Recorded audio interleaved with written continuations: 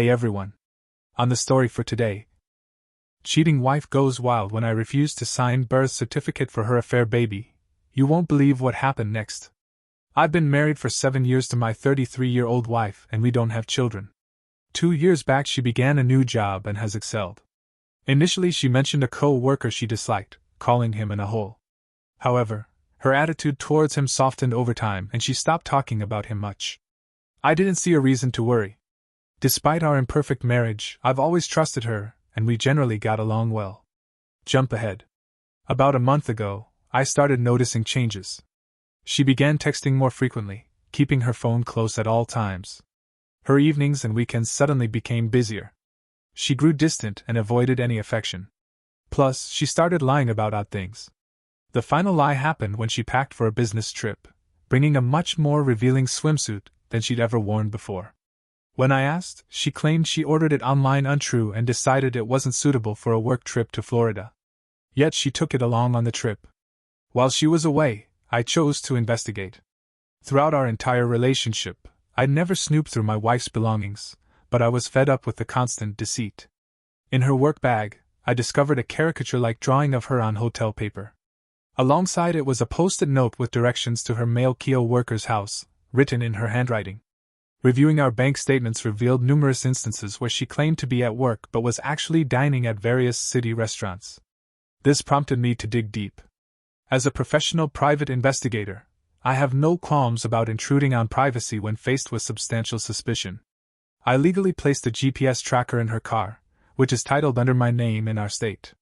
Upon her return from the trip, she mentioned going to a coffee shop and running errands on a Sunday. Yet her car didn't come close to a Chipotle, but she returned home carrying a Chipotle cup, confirming she'd eaten there. Then, on the following Tuesday, she said she was attending a company dinner and working late. The GPS data showed her leaving work at 3:20 p.m. and remaining at the restaurant until 9 p.m. The big problem happened the next Saturday. We were supposed to watch my niece play tennis at 8:00 a.m. She said she wanted to drive alone so she could leave the tennis place and go work at a coffee shop after the game. She said she was going to X coffee shop and talked a bit about why she wanted to go there. I said have a good day and went to my car. Using the GPS, I saw she drove straight to a Comfort Inn motel. I got to the Comfort Inn and waited in a nearby parking lot until I could be sure she was inside, not in her car. I called her from the lobby and asked how X coffee shop was. She said it was good and asked why I wanted to know. I just said come down here so we can talk. When she came down, she said it's not what you think. He has to do this because he's been caught with other girls before. I asked what she meant, and she said he always works in hotel rooms. She said they didn't do anything physical, and that's when I told her to get out of my car. I left, and she called me 50 times. I finally answered and said if she tells even one lie, I'm hanging up. She admitted they kissed once about 5 months ago, but said it was a mistake and meant nothing. She kept saying they were just working. I asked how many times she met him in hotels and she said about 10 in the last 9 months. Then I asked what she did on that Tuesday and she got defensive. She said she was at work all day until a work dinner. I told her I thought she was lying and hung up. She came to our house while I was loading my stuff and my dog into my car. She stayed in the driveway, refusing to move until we talked. She was crying and saying sorry, really upset. That day I left, and it's been a month since then.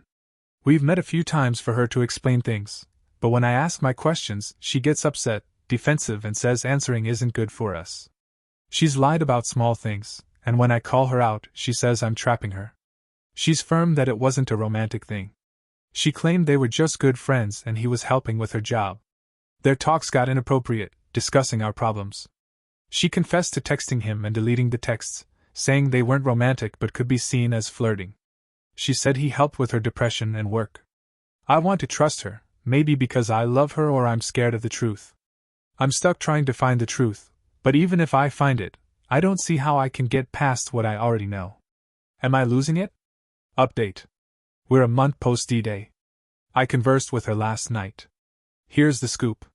I inquired about her chats with the man in the past 4 weeks. She mentioned he's clueless about my confrontation at the D-Day hotel. She hasn't discussed it with him, deeming it a marital issue unrelated to him. I asked about cutting off non-work talks with him. She claimed she's scaling back. That phrase set me off. She believes she must taper instead of going no contact because he's unaware of me catching her. She then fibbed about a trivial detail. I called her out, utterly sure she was lying. She vehemently denied it, never yielding. I let it go, adding it to the heap of unresolved problems. After she claimed to be tapering off social talk with the other man, I stashed a voice recorder in my house and split. Last night I checked the tape and found my wife and this man gabbed for well over an hour and at least 2 calls. The recording stopped in the afternoon, so I assumed they spoke more in the evening. I didn't catch many specifics, but I heard a few incriminating remarks. They discussed our marriage's status, something she claimed he knew nothing about. They chatted about using a secret phone app to avoid detection. She insulted me for arriving late for breakfast. They talked and chuckled about numerous topics. I haven't heard my wife that elated since we dated. I confronted her. She admitted to some, denied the rest. I'm beyond caring. I'm meeting a divorce lawyer this morning. Over the past fortnight, I've maintained no communication with my spouse. Recently, she reached out via text, seeking a conversation. I responded, stating my condition for discussion. She'd have to come clean about everything before I'd engage. She alleged awareness of a wiretap on her phone, which didn't exist, but I let her believe it and claimed I already knew all. I insisted on hearing the truth directly from her. Eventually, she relented, agreeing to sit down to divulge everything. When she visited, she confessed that her involvement with another man was indeed intimate, spanning the last 6 months. She admitted to booking a hotel room the day prior to our anniversary for their rendezvous. She also confirmed ongoing communication with him post-discovery, claiming he assisted her in managing my inquiries. She asserted that the affair had ended for good and expressed a desire to mend our marriage. This confession unfolded 6 painful weeks after I caught her in the hotel. I suspect her confession only emerged due to my persistence, although she contends she always intended to come clean, aiming to minimize the hurt for both of us. The damage accrued during those 6 weeks appears insurmountable. Update. We ended up divorcing. I took my time before making that decision, and in hindsight, I wish I hadn't waited as long. My ex-wife wanted to stay together, although her reasons were unclear to me. However, her continuous lies and gaslighting made reconciliation impossible. Going through the divorce has been the most challenging experience of my life. During my marriage, I was fully committed. I wasn't perfect, but I loved my wife wholeheartedly and envisioned a lifetime together. I was willing to do anything to make her happy, and I believe I made significant efforts on multiple occasions. Now that I've distanced myself from that relationship, I can see it for what it truly was. A narcissistic person draining the energy and goodness out of someone who cared. The marriage felt completely one-sided, with one person giving everything and the other taking even more than could be given. Towards the end, I started believing I was a worthless partner. She undermined my profession, my personality, and my appearance, however. Since the divorce, my business has thrived and I've been able to date women I once thought were out of my league.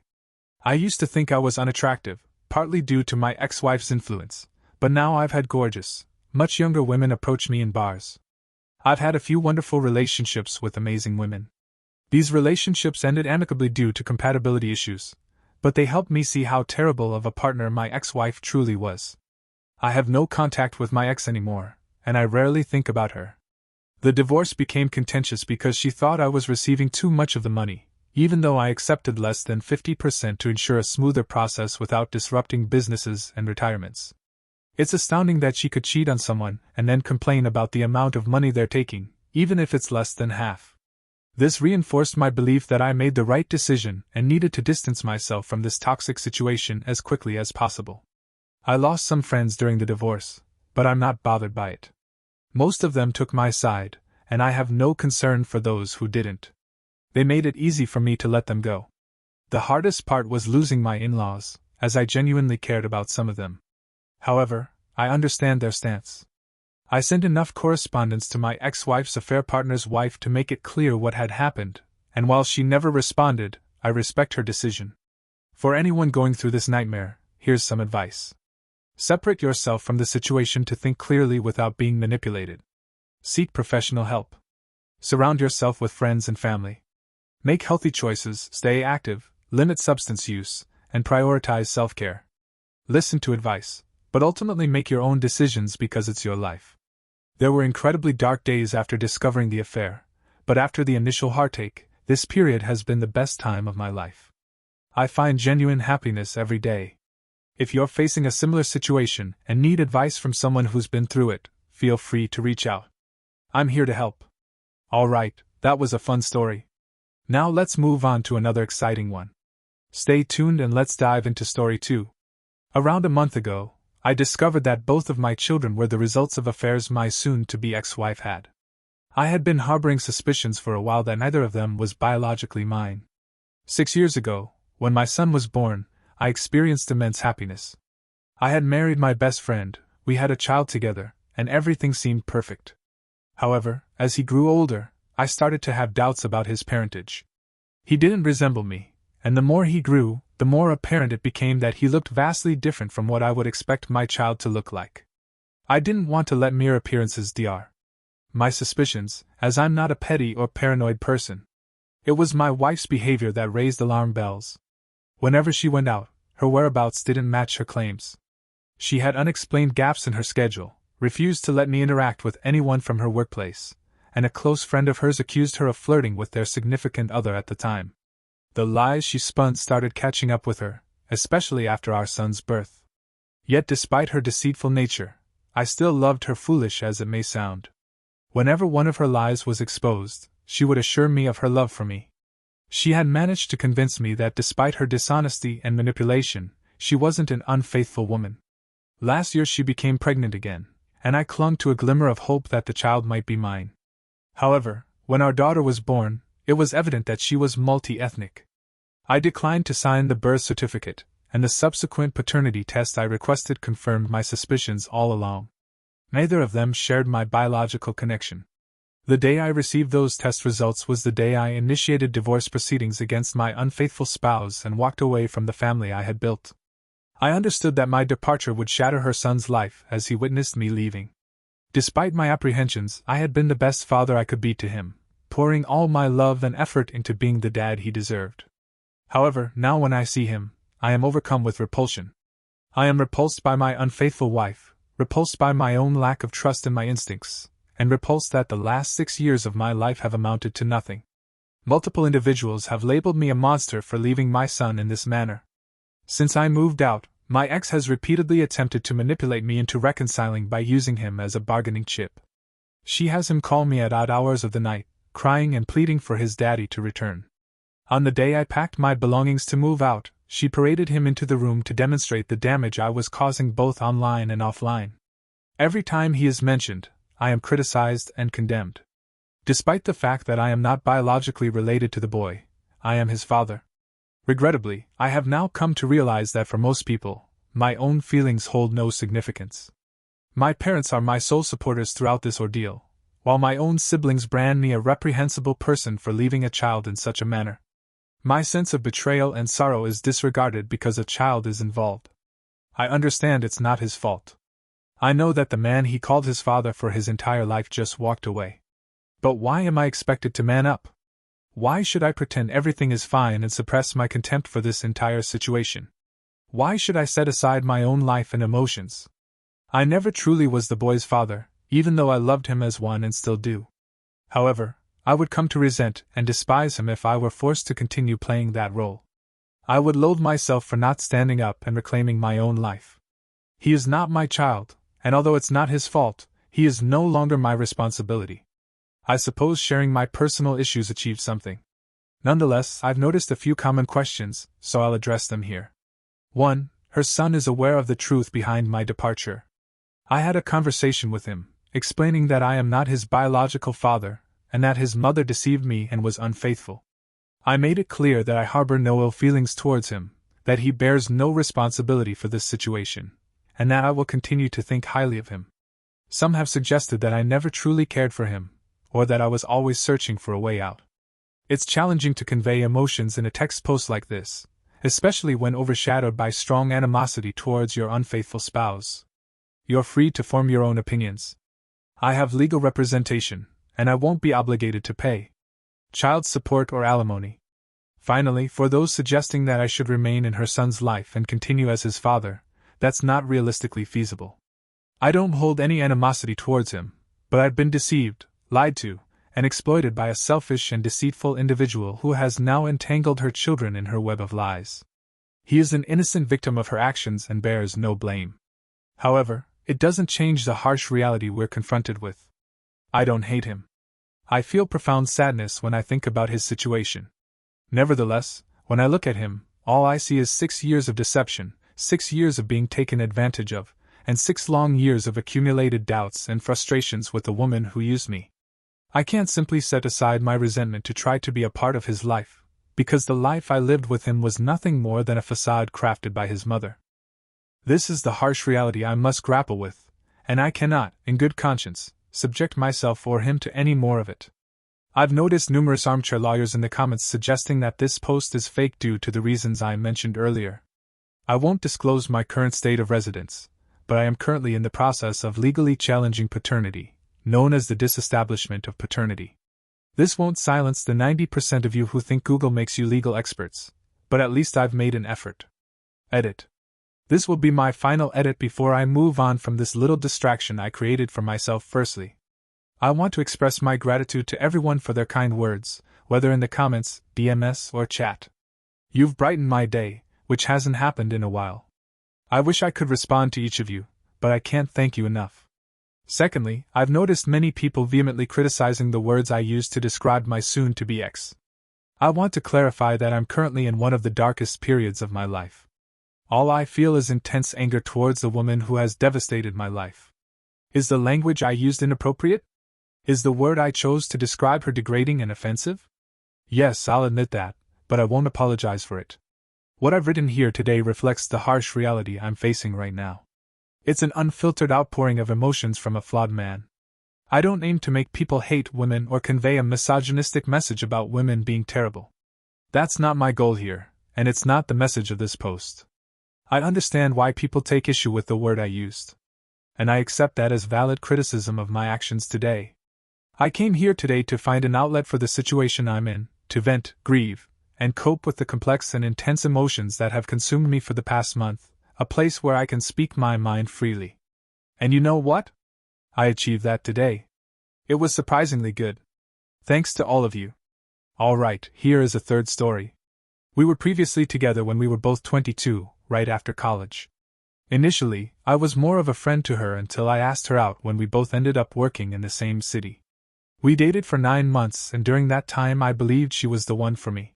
However, she suddenly became distant without any apparent reason. She never wanted anything serious back then, with thoughts of pursuing her master's degree in the USA. On the other hand, I wanted a serious relationship, but she viewed it as neediness and felt I should be grateful for the opportunity.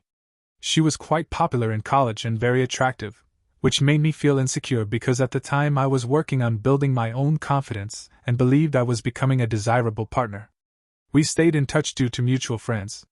From what I observed between the ages of 23 and 27, she dated various men.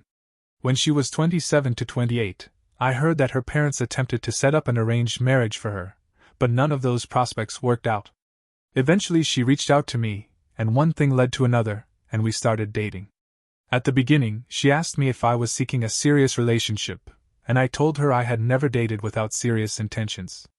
However, I also mentioned that I wasn't in a hurry to get married and suggested that if she felt pressured by her parents or any other reason to get married quickly, she should explore other options.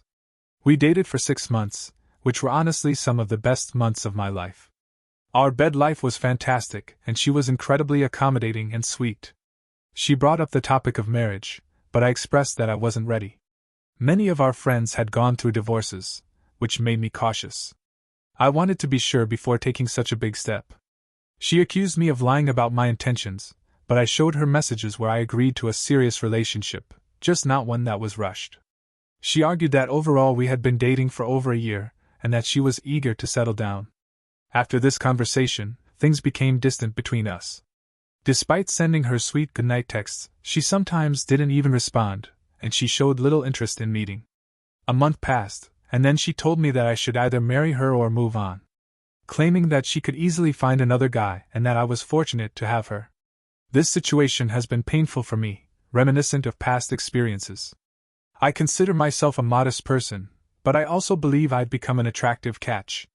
Despite my fondness for her, I made it clear that I wouldn't be pressured into marriage, so we decided to end our relationship. After another month, she started texting me again, and we rekindled our relationship. It's been 3 months now, and she has returned to being her sweet self. She admitted that she was wrong to claim she could easily find someone else, and said that I'm the right one for her. She expressed a desire for marriage as soon as I'm ready and emphasized that her parents are urging her to get married, but she's willing to give me time. However, I feel overwhelmed by the idea of marriage at the moment, and concerned about her ability to switch between being sweet and distant so abruptly. Is she being sweet just to persuade me to marry her? While I like her, I have a nagging feeling that this may not work well in the long run. And it seems like marriage is becoming more forced than natural. Update. The day after I posted my initial message, the thoughtful comments from people made me realize that I needed to end the relationship. A realization I probably should have reached without posting. Last Saturday was quite chaotic, and I'm really grateful for the advice I received. I decided to break up with her, and now I feel like it was the obvious choice. I called her in the morning and explained that I couldn't handle the abrupt shifts between being cold and distant. I also told her that she should find someone who aligns with her timeline, and I didn't want to be pressured into marriage.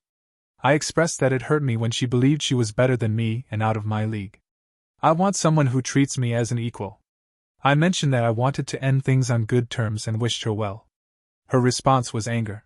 She accused me of never loving her and targeted some of my insecurities, which I prefer not to share even anonymously.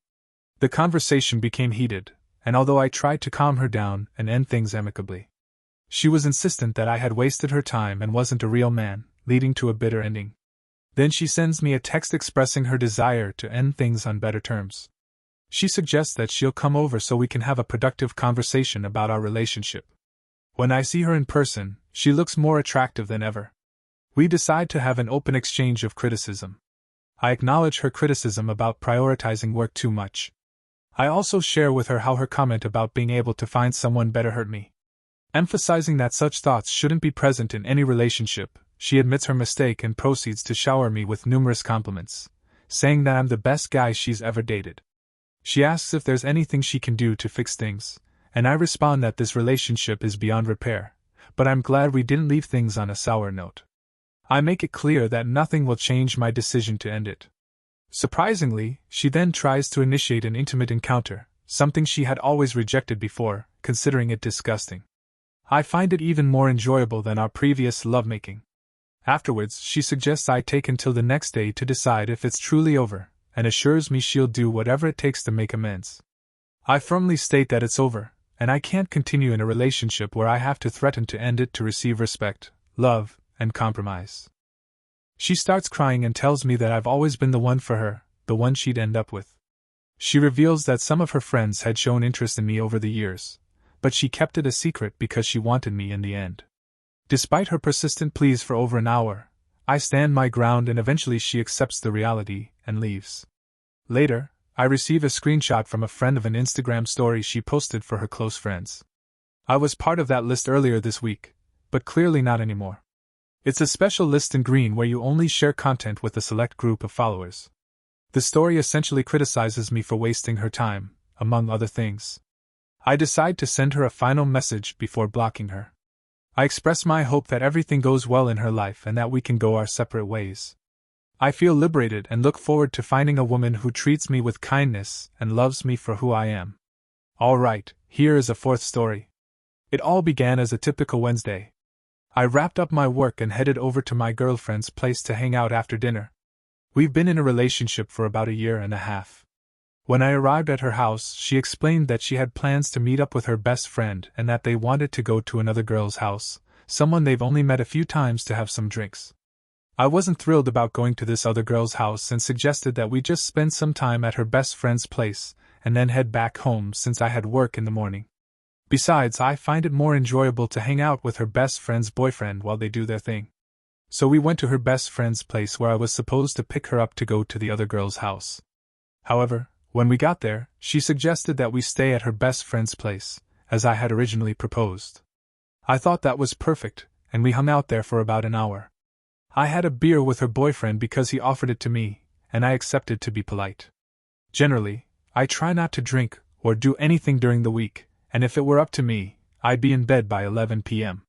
Weekends are a different story when I'm not working. Anyways, the girls started taking vodka shots and were getting quite drunk. At this point, her friend mentioned wanting to leave and go somewhere else. I suggested that it was getting late and I wanted to head home soon, so we should stay put. She didn't argue, but this idea got stuck in my girlfriend's mind, and now she was determined to go somewhere else. She called the girl whose house we were supposed to visit and told her we'd be coming over for a while. Initially, I said no, we shouldn't go there, and I needed to get to bed. It was nearly 11 p.m. by then. However, my girlfriend was insistent, so I foolishly decided to compromise. I said fine, we'll go, but only till 12, and then we're leaving. So we went to this place. And it was just as I expected. A shabby, messy apartment with nowhere to sit and a bunch of random people I'd rather not be associated with. It was nearing 11:30 at this point, and I thought, okay, it's not too long, I'll tough it out. The girls were doing their own thing, socializing with these other girls and continuing to drink. They ended up finishing a bottle of vodka, and all these girls were getting very drunk. When 12 rolled around, I went to get my girlfriend and told her it was time to go. However, she pretty much ignored me and continued what she was doing. Almost like a child who doesn't want to leave the playground.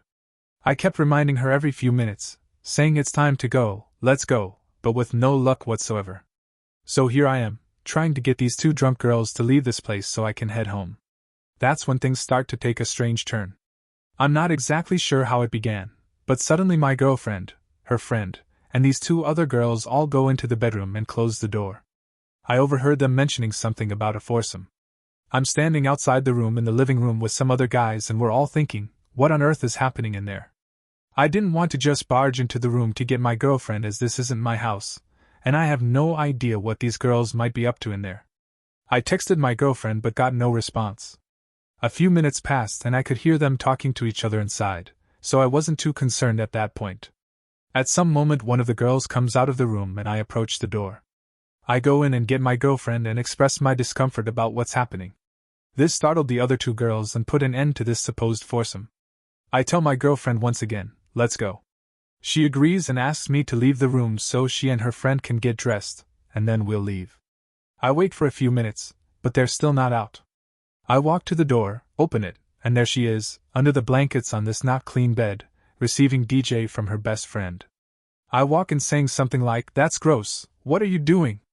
Of course they immediately stop, and at this point I'm trembling with shock. I tell her I'm leaving, put on my shoes, and I'm just unsure about what to do. Eventually I decide, whatever, I'll bring these drunk idiots home. So I return and tell them to gather their stuff so we can leave this bizarre place. Her friend apologizes to me and I'm at a loss for words. I basically remain silent and drop her friend off before taking my girlfriend home. When we get home, I try to talk with my girlfriend for a bit, but it's almost pointless as she's heavily intoxicated by this point. However, she realizes she did something wrong. Initially, she tries to excuse herself, claiming that I don't give her enough attention and don't engage in a particular activity that she enjoys. We argue for a bit, and I think I manage to get some points across, and then we head to bed. The next day I explain everything to her. She and her friend thought I'd be okay with it because they are both girls. She also mentioned it was her friend who initiated it, and she sort of went along with it, finding it very strange. I explained that I'm upset and that it feels like she cheated on me. While I'd probably be more upset if it were another guy, it still doesn't sit well with me. Now she's feeling very guilty about it. After work, things are a bit awkward between us, and she's acting quite differently from her usual self. I'm quite uncertain about how to handle this situation. I understand that it's considered cheating, regardless of whether it's with a guy or a girl. I also realize that if I hadn't walked into that room, I might never have found out about this. I told my girlfriend that I understand she might have thought it was okay because it was another girl, but I'm very uncomfortable with it. I made it clear that if something like this were to happen again, I would end the relationship. Do you think I'm being too forgiving in this situation? Well folks, that will be all for today. I hope you enjoyed today's video. Don't forget to like, comment and subscribe. Stay safe everyone.